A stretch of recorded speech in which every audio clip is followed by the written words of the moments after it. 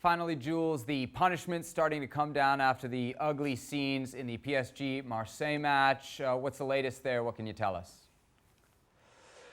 I mean, the discipline committee decided to give Neymar a 2-match ban for his red card on Sunday night for slapping Alvaro, the Marseille defender, in the back of his head. It could have been worse. I think he should be happy and the club should be happy with just 2 matches. Same for Leandro Paredes, who really started that huge brawl at the end that caused absolute chaos. Levin Kurzawa, who in that brawl punched and kicked Jordan Amavi, his Marseille counterpart, got 6 games, which is the heaviest sanction. And by far, Amavi himself got only 3 games. And then Pipa Benedetto, who started a little bit the brawl at the beginning with Paredes, got just 1-match ban. Either club, PSG or Marseille, have yet to say if they will appeal or not. Usually you don't really appeal those because there's a risk that they will be increased instead of being decreased. So I think it would stay the same. But the other big issue was the claims by Neymar that he was racially abused by Alvaro during the game. The committee has decided to launch an investigation, to take more time to study all the TV footage that they have, to look at everything, maybe to ask a few questions to both players next week or the week after, and then make their mind up and maybe shed the light on exactly what happened between them two on the pitch. And the other one is the claims by Marseille and Alvaro that Di Maria spat on the Marseille defender. For this one, I think they looked at the TV footage and they decided to summon Di Maria next week in front of the committee to ask him a few questions about what exactly happened. But if he was proven guilty to have spat on Alvaro, this could be a really big sanction for him, I think, big ban. Frank, we just heard Jules reference the Di Maria spitting incident. I don't know where spitting falls on your list of no-goes, but this is a player in the COVID era and who was recently diagnosed with COVID. It must be unforgivable. It is.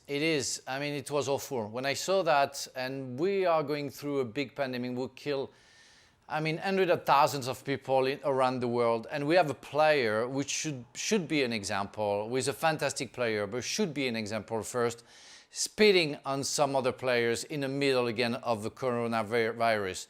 And I remember that in April, somebody from Montpellier spat on the cop because he was arrested, and he got 4 months in jail. I repeat, 4 months in jail. What you gonna do when you see a player, because we all saw it, and I saw it at the first place. He turned his head, Di Maria turned his head, and tried to spit on Alvaro Gonzalez. So what's gonna happen to him? I mean, yeah, of course there will be a sentence in the football world. Will it be something else in the world, just in the world? As an example, that's absolutely a nightmare for me. We all try to be cautious or try to protect our others, and we see that on TV in a football game. For me, it's awful. It's worse than anything. Well, it's not worse than, of course, racism comment, if it was a racism comment from Alvaro Gonzalez, of course. But it's nothing comparing to what we saw in the middle of the game, at the end of the game. We are going through something big, and Di Maria shouldn't have done that, for sure. So I want to see what the sentence is going to be. Very interesting. Jules, if it is found that Di Maria did in fact spit, what kind of suspension do you think we're looking at? Games, or are we looking at months? So in the scale of sanction that the French Federation and the French League have, it's a maximum of 6 games for spitting in the direction or on someone, whether it's a player. If it's towards a referee, it's more than that, but another player is 6 games. They could decide to go heavier and to go for a bigger sanction. Again, it'd be interesting to see what they do and what they really take in consideration. But it won't be a nice interview that Di Maria will have to go through next week in front of that discipline committee. I think via Zoom or something, but it won't be a nice time for him at all.